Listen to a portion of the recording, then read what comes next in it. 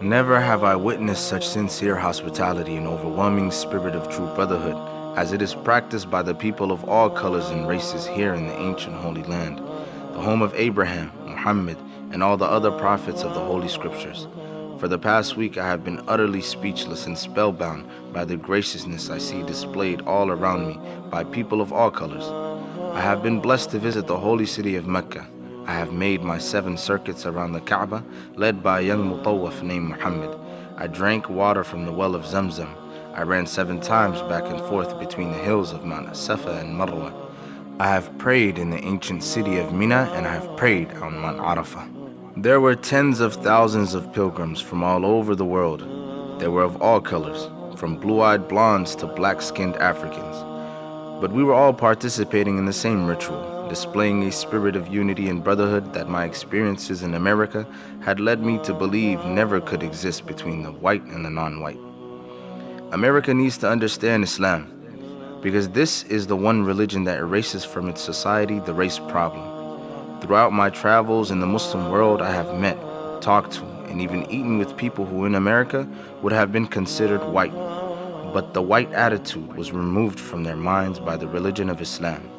I have never before seen sincere and true brotherhood practiced by all colors together, irrespective of their color.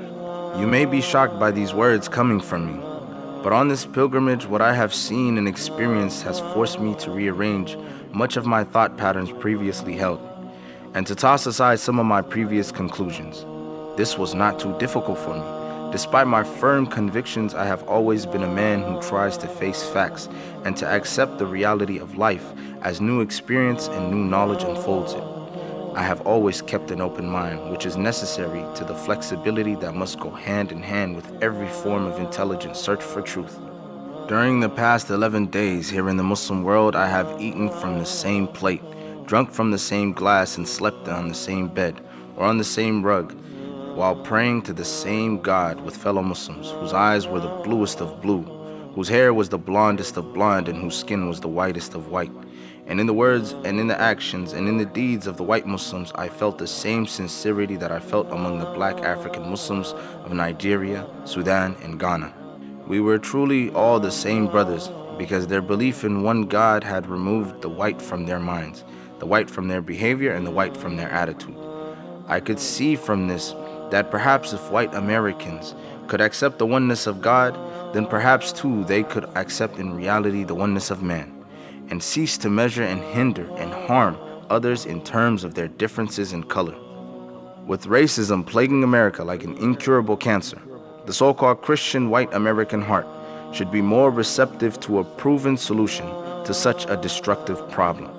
Perhaps it could be in time to save America from imminent disaster, the same destruction brought upon Germany by racism that eventually destroyed the Germans themselves.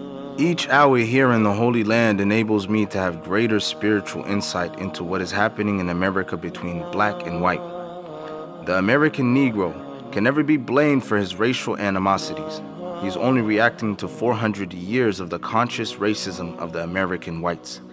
But as racism leads America up the suicide path, I do believe, from the experiences that I've had with them, that the whites of the younger generation in the colleges and universities will see the handwriting on the walls, and many of them will turn to the spiritual path of truth, the only way left to America to ward off the disasters that racism inevitably must lead to. Never have I been so highly honored. Never have I been made to feel more humble and unworthy. Who would believe the blessings that have been heaped upon an American Negro? A few nights ago, a man who would be called in America a white man, a United Nations diplomat, an ambassador, a companion of kings, gave me his hotel suite, his bed. Never would I have even thought of dreaming that I would ever be the recipient of such honors. Honors that in America would have been bestowed upon a king, not a Negro. All praise is due to Allah, the Lord of the worlds. Sincerely, Al-Hajj Malik Al-Shabazz.